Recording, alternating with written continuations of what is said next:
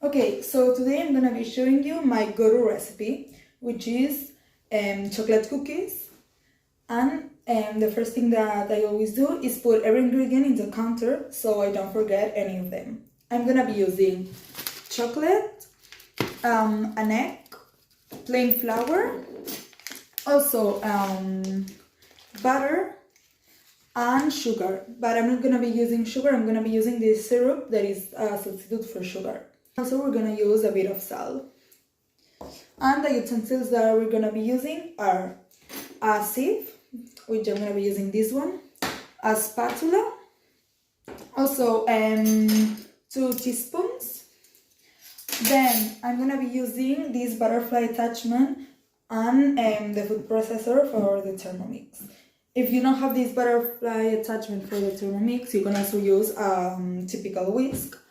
And finally, I'm gonna be using the scales that are in the Thermomix.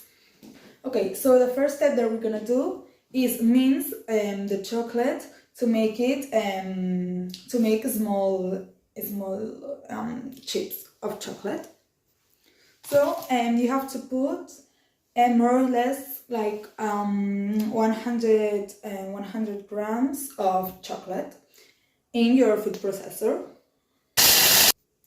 Now I forgot to tell you about, but we're also gonna use a bowl to put our chocolate chips.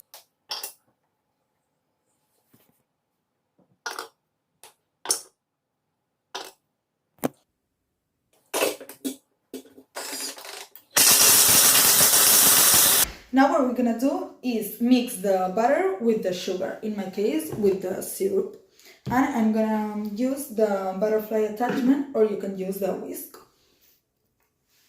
Before continuing with the recipe, what we have to do is preheat the oven to 180 degrees, so that then when we finish our dough, we can put it right away. Okay, so now we're gonna put 130 grams of butter. First, you have to cut it and put it in your food processor. And later, when you have finished with the butter, we're gonna put the sugar in it, which is gonna be about 200 grams. But I always use 100 grams because I think it's way healthier if we put less sugar in it. Now we're gonna put the sugar. And once we have all the sugar in it, we're gonna cream it all together. Now it's time to cream it. Okay, so now that we have creamed the butter with the sugar, in my case the syrup, we're gonna put some plain flour in it with the help of a spoon. And we're gonna have to put in it 140 grams of plain sugar.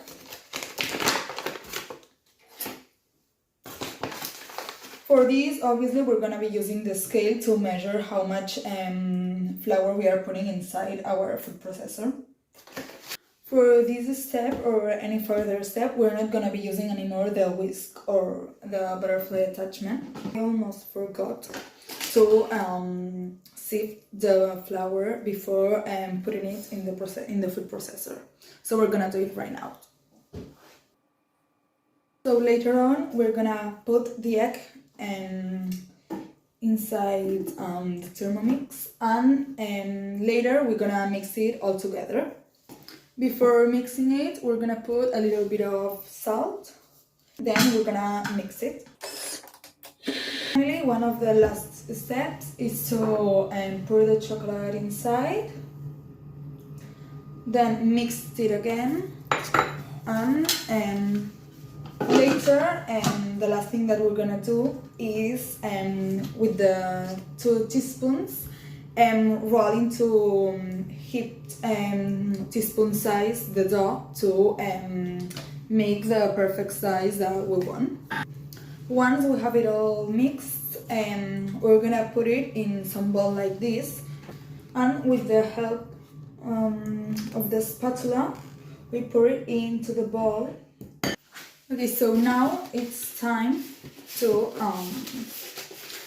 put some of the baking paper in the baking tray, and now we're gonna do the teaspoon balls though.